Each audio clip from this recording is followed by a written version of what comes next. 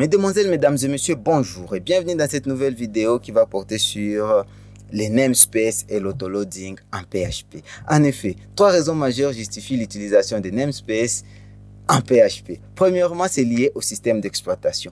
Les systèmes de fichiers du système d'exploitation n'acceptent pas ou ne tolèrent pas d'avoir deux fichiers, trois fichiers ou autant de fichiers de même nom, de même type, au même emplacement. C'est-à-dire, dans un seul dossier, on ne peut avoir plus d'un fichier de même nom et de même extension. La deuxième des raisons est liée au langage de programmation PHP. En effet, pour le langage de programmation PHP, on peut avoir deux fonctions, deux méthodes, deux constantes ou même des classes au même emplacement dans une même classe ayant le même nom. C'est carrément impossible. Surtout, n'essayez pas ça chez vous. Ça va vous générer une belle erreur.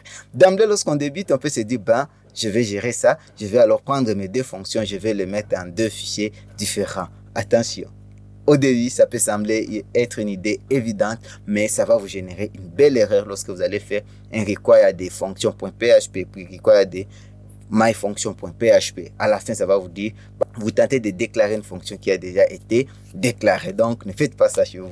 Chers amis, la dernière des raisons, c'est lorsqu'on veut installer des librairies, des packages venant des éditeurs ou des concepteurs différents. Prenons un peu l'exemple. Prenons l'exemple que vous voulez installer une librairie, entre guillemets, qui s'appelle Service et une librairie qui s'appelle, par exemple, SRC, ou bien dans votre programme, vous avez un emplacement appelé SRC. Partout, vous avez la classe client située dans le fichier client.php et de l'autre côté, vous avez encore client situé dans client.php. Lorsque vous allez tenter d'installer les deux classes, on va toujours vous dire, ça va créer une collision puisque ça va vous dire, on ne comprend pas, vous voulez accéder à quelle classe concrètement. Voilà donc pour pouvoir contourner ce genre de problèmes, ce genre de collision, ce genre de conflit entre classes, entre fonctions, entre constantes. C'est ainsi qu'on créa les namespaces. En effet, la solution qui propose les namespaces, les namespaces sont juste des répertoires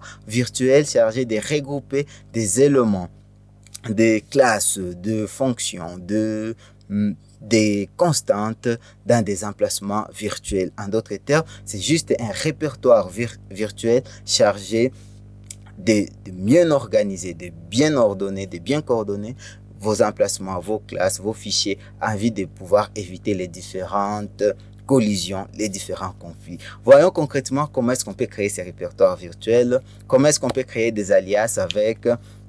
Et nous allons aussi découvrir autre chose plus importante, comment les charger automatiquement, ce qu'on appelle l'autoloading. Bienvenue, restez scotchés.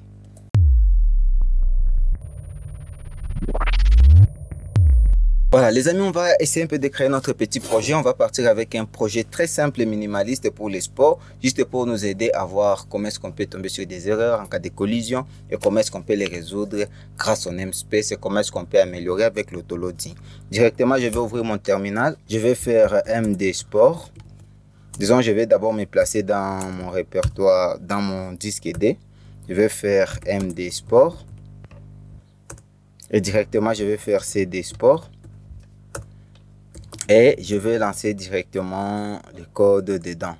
Je vais faire code. Une fois dans mon répertoire ici, qu'est-ce que je vais faire? Je vais commencer par créer le fichier index.php. Et celui-là, je vais faire index.php. Et puis, je vais créer deux répertoires. Je vais supposer que je vais gérer le basketball. Et puis, je vais aussi créer un autre répertoire que je vais appeler football. Super. Je vais créer ici une classe que je vais appeler statistique.php. Et dans ce fichier, je crée alors ma classe. Faire PHP, je vais appeler classe statistique.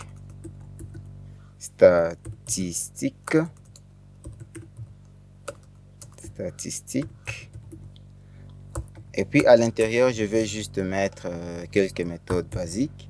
Par exemple, public function score. Et mon score ici, ça va me renvoyer un entier. Et puis ici, je vais juste faire un return de rand. un nombre aléatoire entre 0 et 5, ça par exemple, comme il s'agit du basket. Je peux peut-être créer aussi une fonction, faire public function détail peut-être. Et cette méthode va me renvoyer peut-être un string, chaîne de caractères. Et là, je vais juste faire un return de je suis le basket. Bien, je suis le basketball, disons, le basketball. Je vais venir et faire pareil aussi. Dans mon dossier ici, football, je vais aussi créer statistique, statistique.php. Et puis, je vais créer la même chose. Peut-être ici, je peux juste appeler affichage. Voilà. Alors, arrivé à ce niveau, chers amis, qu'est-ce que je vais essayer de faire? Arrivé à ce niveau, je vais juste essayer d'aller alors dans mon fichier index.php et essayer d'expérimenter ensemble des genres d'erreurs que ça peut nous ramener. Comment résoudre ça avec la notion de namespace en PHP. Je reviens ici dans index.php. Une fois dans index.php, j'ouvre toujours mes balises PHP. Qu'est-ce que je vais faire? Je vais d'abord inclure le fichier. Je vais faire un require. J'entre directement dans basket. Je vais aller chercher le fichier basket. Je vais prendre statistique.php. Ici, je vais prendre football. Et dans football, je vais prendre statistique.php aussi. Alors, qu'est-ce que je vais devoir faire à ce niveau-ci? À ce niveau-ci, je vais essayer un peu d'instancier d'abord la classe statistique. Et on va voir l'erreur que ça va me générer. Je vais faire $b par exemple égale à new statistique par exemple. Et puis directement là, je vais distancer ma classe. Mais là, qu'est-ce que je vais essayer de faire? Je vais alors faire B. Je vais tenter d'accéder à la méthode détail. Qu'est-ce que je vais faire? Je vais ouvrir mon terminal. Je vais encore y aller avec PHP -s. Et puis je vais lancer sur localhost. Et plus précisément au port 1000. Voilà, je lance. Je préfère lancer avec Edge, tester avec Edge.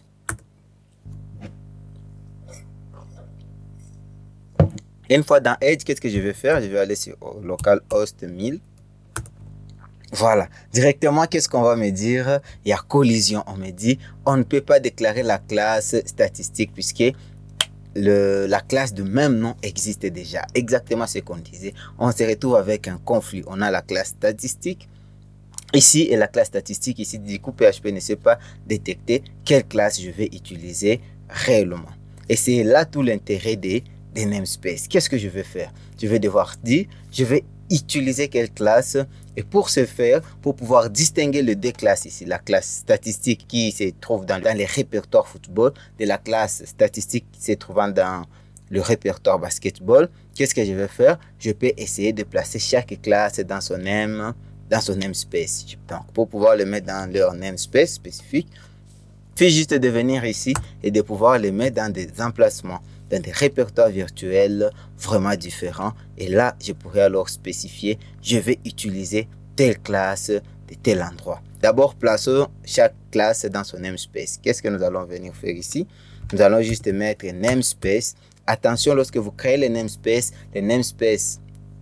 la déclaration du namespace doit toujours venir au-dessus de tout autre code. Juste après les balises PHP, vous devez déjà mettre le nom de votre namespace. Je vais mettre le namespace basketball. Et puis, ici sur football, je vais aussi venir, ici, je vais venir dire football.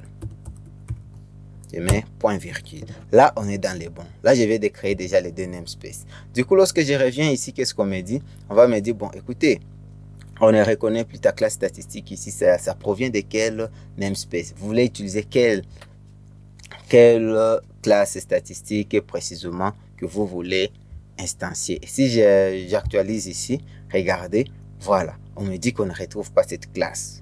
Désormais, la classe appartient ou est plus référenciée à partir de son namespace, de son emplacement virtuel, qu'à partir de son emplacement physique. Voilà pourquoi on nous dit qu'on ne retrouve pas la classe. Pour pouvoir se faire, qu'est-ce que je dois faire? Pour pouvoir aller utiliser, piquer la classe à partir de son namespace. C'est-à-dire, lorsque je vais instancier, je dois alors préciser, je vais utiliser quelle classe statistique. Et c'est à partir d'ici que je peux venir et dire, bon, moi je vais utiliser statistique, mais pas n'importe quelle statistique. Je vais utiliser statistique se trouvant dans le namespace basketball.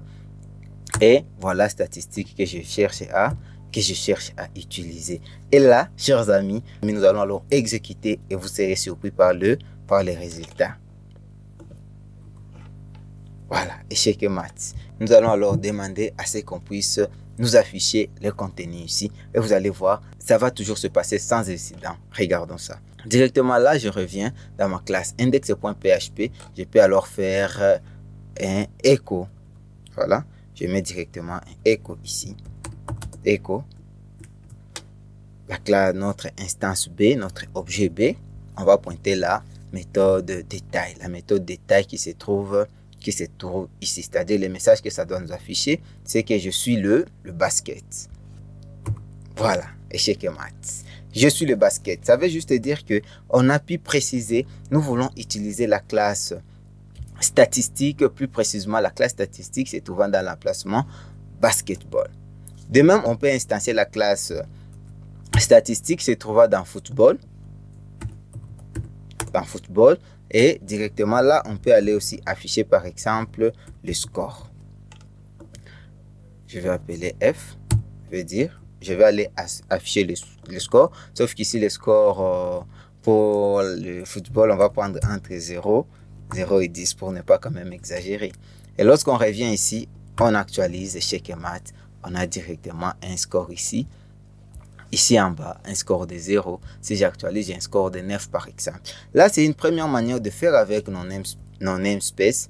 Lorsque on veut utiliser, on veut dire qu'on veut utiliser la classe et trouvant dans tel namespace. Là, c'est une manière de faire. Cependant, on est d'accord que cette manière de faire ici peut être très délicate et parfois très ennuyeuse et un peu long, surtout lorsqu'on a des noms de classe un peu plus long. Une autre manière de faire consiste juste à dire on importe telle classe se trouvant dans tel namespace et on va continuer ainsi à l'utiliser sans pour autant renseigner le chemin absolu. Comment faire? C'est là qu'intervient la fonction ou l'instruction use. Vous vous rappelez très bien, à un certain moment, dans des vidéos précédentes, on utilisait toujours use. Qu'est-ce que nous allons faire? On va faire use. On va aller dans basket, par exemple. On va aller utiliser notre classe statistique. Qu'est-ce qui va se passer? Ici, directement, si je viens ici, je fasse tout ça. Qu'est-ce qui va se passer? Je peux toujours enregistrer, venir exécuter échec et maths. Ça me renvoie toujours la même chose. Pourquoi? Puisque on a déjà importé la classe. Ce n'est plus très intéressant de pouvoir renseigner tout ça. Mais si nous essayons aussi d'importer la classe statistique se trouvant dans football, ça va nous renvoyer une erreur. Pourquoi? Parce qu'on va dire, bon, écoutez, vous avez déjà importé une autre classe portant le même nom. Regardez ce qui va se passer. Use football. Et dedans, je vais aller utiliser statistique. Quelle est l'erreur qu'on va me dire? Il y a directement conflit. On ne sait pas quelle est la classe qui va rester avec le nom là, statistique. Du coup, on est dans la difficulté, on ne sait pas travailler. Pourquoi? Puisque si j'essaie de prendre les deux ici, on se demande ici concrètement, vous faites appel à quelle classe statistique. Donc, si j'essaie un peu d'enregistrer et de venir ici encore d'actualiser, on me dit directement que la classe ici que je cherche à utiliser à la ligne 7 est déjà une classe existante. C'est une classe déjà utilisée. C'est-à-dire, on a déjà chargé, on a déjà importé la classe statistique. Encore, je vais encore importer notre classe statistique et boum, là directement, ça me crée des collisions, des conflits. Comment résoudre ce problème? Heureusement, en pensant au namespace, on avait aussi pensé aux alias. Vous avez la possibilité de créer des alias. C'est-à-dire, pensez votre code en vous disant, pour la classe statistique se trouvant dans basket, je vais lui donner un nom temporaire, un nom par rapport au contexte actuel. Dans le fichier ici, index, là où je vais utiliser la classe ici, je vais l'utiliser grâce à tel pseudo. C'est comme si vous donnez, vous renommez la classe par rapport au contexte dans lequel vous travaillez. Et pour ce faire, c'est très simple. Vous pouvez utiliser juste le mot-clé as et directement, par exemple, je peux mettre bstat. Voilà. Directement là, on me renseigne que je vais utiliser désormais la classe statistique se trouvant dans les répertoires, dans le namespace basketball avec le pseudo de bstat. Directement, si je viens ici, je vais mettre égal à new bstat ici. Voilà. Là, ça ne peut plus me renvoyer d'erreur. Et regardez bien, si je viens, j'actualise échec et maths. Tout marche à la perfection. Ça veut juste dire quoi? Ça veut juste dire que par rapport à ces fichiers, tant que je suis dans index.php, dans le contexte ici, à chaque fois que j'aurai à utiliser bstat, c'est comme si j'étais en train d'utiliser la classe statistique qui était dans le namespace basket. Tout comme les alias, comme vous le faites avec SQL, les alias sont sous forme de pseudos que vous accordez temporairement, disons, contextuellement à une classe ou à un élément donné. Ici aussi, si on veut, on peut toujours venir ici. On va faire sfstat par exemple pour dire football stats. Et directement ici, on peut toujours venir utiliser fstat et vous allez voir que ça ne va pas me créer de bugs. Voilà, ça marche toujours à la perfection. Mes chers amis, ce qu'il y a aussi à savoir, et c'est très important de le noter, c'est que la notion de namespace n'est pas une notion réservée exclusivement à la programmation orientée objet. La notion de namespace est une notion aussi qui s'étend même au niveau des fonctions. Vous pouvez aussi créer des namespaces par rapport aux fonctions. Bien que ce n'est pas l'objectif de cette vidéo, nous allons quand même essayer d'expérimenter ça et vous allez voir que contrairement au namespace que nous avons créé jusque-là, pour pouvoir utiliser le namespace d'une fonction, vous allez juste utiliser le use function et vous allez spécifier la suite. Voyons ça un peu plus vite avant de pouvoir voir la notion de l'autoloading. Comment est-ce que vous pouvez autoloader les éléments. Si je vais venir je vais juste créer un répertoire que j'avais appelé helpass.php et dedans, je vais juste créer des fonctions. Juste vite fait pour l'exemple. Là, je vais mettre function. Par exemple, salut, disons bonjour ou bien oui, bonjour. Voilà, je vais juste faire que ça puisse faire un return de bonjour monsieur. Ou bien bonjour belle dame. Bonjour belle dame. Donc c'est toujours mieux de... Ça va me renvoyer un string. Je peux dire aussi function supporter. Voilà, ça tombe bien comme on est dans le cadre de sport. Je vais faire toujours un return d'un rand. Je vais aussi renvoyer. On va supposer qu'on ne peut pas avoir moins de 10 supporters, de 10 à 10 000 supporters par exemple. Voilà. Alors ici, chers amis, je peux aussi placer l'ensemble de ces fonctions ici dans un namespace bien spécifié. Je vais mettre par exemple un namespace helpass. Voilà. Directement, si je veux aussi utiliser ces fonctions ici, je peux toujours par exemple faire un use de function. Un use de function par exemple, je vais aller dans helpass. Voilà, par exemple helpass supporter. Et directement là, je peux faire un echo de supporter. Je vais commander de passage à la ligne ici. BR. Ici aussi, je vais commander un passage à la ligne. Voilà. Voilà. Directement ici, je vais venir prendre plutôt supporter. Voilà, supporter. Et si j'enregistre et je viens tester ici, directement, qu'est-ce qu'on me dit? On me dit supporter. Voilà, je n'ai pas encore chargé le fichier. Je rentre juste ici. Qu'est-ce que je vais faire? Je vais venir charger le fichier helpass.php. Voilà, helpass.php. Je viens ici, j'actualise échec et maths. Tout marche à la perfection. Que le bon sens voudrait à ce que lorsque vous choisissez les namespaces, que les namespaces puissent refléter l'emplacement physique, l'emplacement, disons, les répertoires réels, les répertoires physiques dans lesquels se trouve votre classe ou vos fonctions. Voilà donc. Et lorsqu'on parle aussi toujours des fonctions, il est aussi possible de spécifier plus précisément quelles fonctions vous voulez utiliser. C'est-à-dire ici, on peut venir, on va dire, on va utiliser la fonction bonjour par exemple. la fonction bonjour. On peut aussi se dire, on va ici utiliser la fonction supporter. Voilà, supporter. Et directement là, tout est OK. Tout peut marcher à la perfection. Voilà donc ce qu'il y a à savoir en gros. Sauf qu'il y a tellement de choses à savoir par rapport à ça. Il y a des choses comme le namespace qualifié, non qualifié, ainsi de suite. Quand est-ce qu'on peut parler de sous-namespace, c'est-à-dire lorsque vous avez un namespace, mais il y a aussi un autre namespace au-dessus de ça, c'est-à-dire c'est comme un sous-dossier. Ce sont des choses que vous pouvez aller explorer. Je vais vous mettre toujours les liens de la documentation officielle dans la description. À présent, nous allons nous intéresser à l'autoloading. Comment pouvoir charger tous ces namespaces, toutes ces classes de manière automatique. Vous allez convenir avec nous que parfois ça peut être plus fastidieux de pouvoir revenir et charger. Par exemple ici, on a déjà 3 fichiers par ici. Imaginez-vous qu'on puisse avoir 5, 6, 7 ou même autant. À chaque fois, on serait en train de faire des require. Ou même si à chaque fois, là on doit utiliser, on va faire des require. Alors avec PHP, on a la facilité, la possibilité de pouvoir recharger ça de manière automatique grâce à Composer.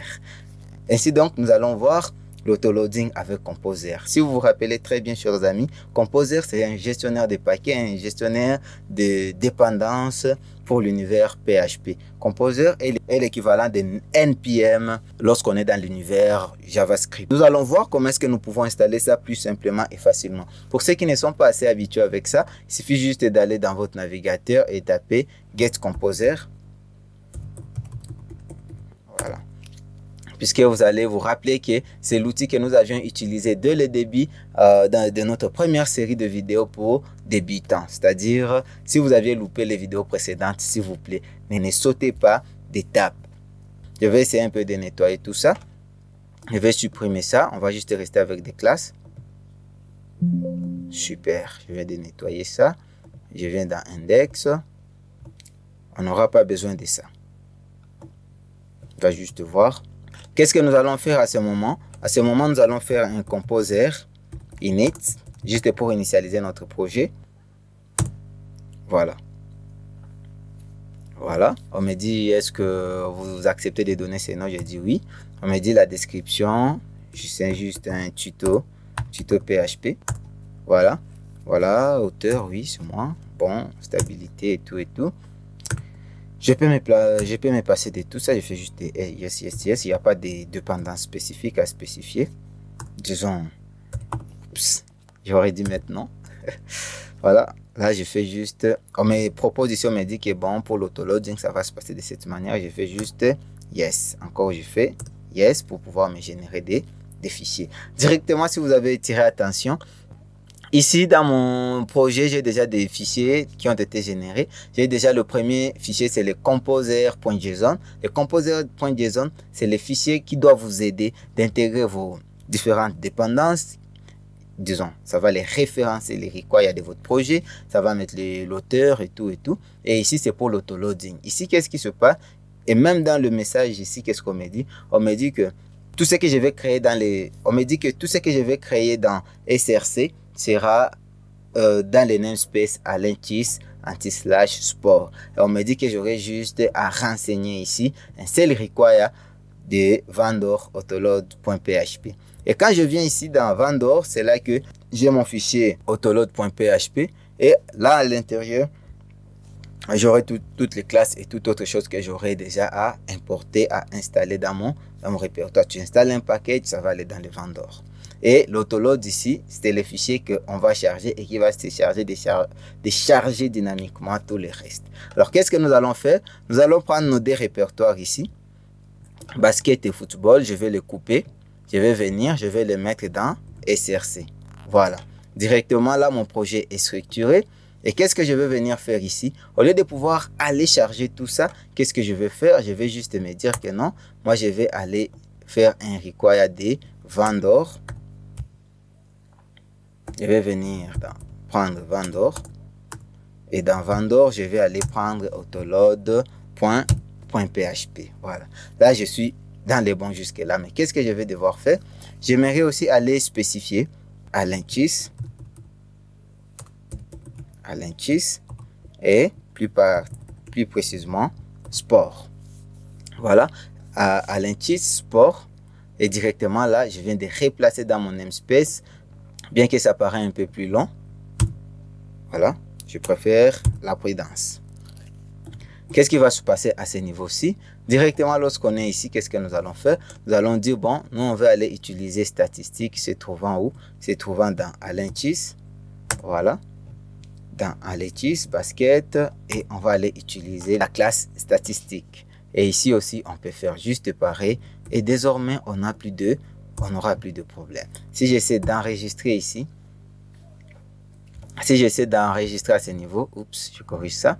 Si j'essaie d'enregistrer à ce niveau et que je vienne actualiser ici, oups, ici, j'actualise, j'ai le même résultat. J'actualise, j'ai le même résultat. Donc, jusque là, tout se passe pour le mieux. On a vu comment est-ce qu'on peut autoloader nos éléments, nos classes, ainsi de suite. Et une autre chose, dans les cas où vous avez des fichiers, il faut savoir que la directive PCR4, la norme PCR4 ne peut pas charger vos fichiers. Vous devez toujours aller spécifier pour des fichiers et dire que je cherche aussi à charger tel fichier ou tel autre fichier. C'est pour ça que ici, même si on mettait fichier ici, ça ne peut pas être pris en charge puisque PCR4, c'est vraiment spécialisé dans les classes. Mais pour les fichiers, vous devez sortir là-bas et aller créer ici et préciser file et préciser les schémas d'accès de votre fichier. Voilà donc, mesdemoiselles, mesdames et messieurs, ce qu'il y a à savoir avec l'autoloading en PHP. Certes, il y a tellement de choses à dire par rapport à l'autoloading, mais je crois que ce que nous venons de voir maintenant est vraiment essentiel pour la base. Imaginez-vous, si on cherche encore à installer notre package, à installer notre truc, ça va directement aller se charger, ça va aller dans les notes dossier vendor et on n'aura plus à beaucoup souffrir pour pouvoir les utiliser, insérer, ainsi de suite. Par contre, il y a une extension VS Code qui vous permet de charger directement vos namespaces. Ça veut dire, par exemple ici, je peux effacer ça, par exemple. Disons, vous pouvez effacer, oui. Prenons le cas ici. Vous pouvez effacer une classe et puis vous allez vous dire que je vais insérer par exemple ici statistique. Et si je choisis juste statistique là-bas, directement il est déjà venu ici pour venir me charger la classe statistique et a déjà résolu même les namespaces de cette classe. Voilà. Qu'est-ce qu'il faut faire? Les namespaces là, il faut juste venir ici et mettre PHP namespace resolver. Namespace resolver. Voilà. Je crois que c'est le deuxième ici. Il suffit juste d'installer ça et tout va se passer pour le mieux. Je crois que c'est le premier qui est installé chez moi. PHP namespace resolver.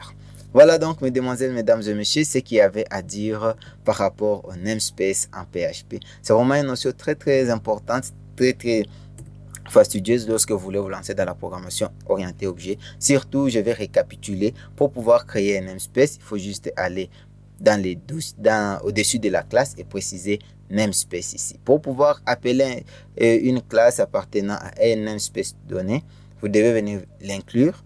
Si vous n'avez pas choisi pour l'autoloading, mais toujours utiliser l'autoloading et puis vous allez faire un use. Là, vous avez importé cette classe et vous pouvez commencer à l'utiliser. Les S ici, vous pouvez aussi créer des alias grâce à S et vous créez les nouveaux noms, vous renommez les noms contextuels de cette classe. Par rapport, si vous choisissez pour l'utilisation directe, vous pouvez ne pas aller mettre, vous pouvez ne pas aller importer ça et vous allez par exemple venir à ce niveau-ci et venir directement vous dire ça j'utilise directement et là vous aurez déjà utilisé votre classe. Voilà donc, chers amis, merci beaucoup d'avoir suivi cette vidéo jusqu'au bout. Rendez-vous à la vidéo suivante. On va parler des expressions régulières en PHP. On va vraiment s'amuser. Ciao, à la prochaine.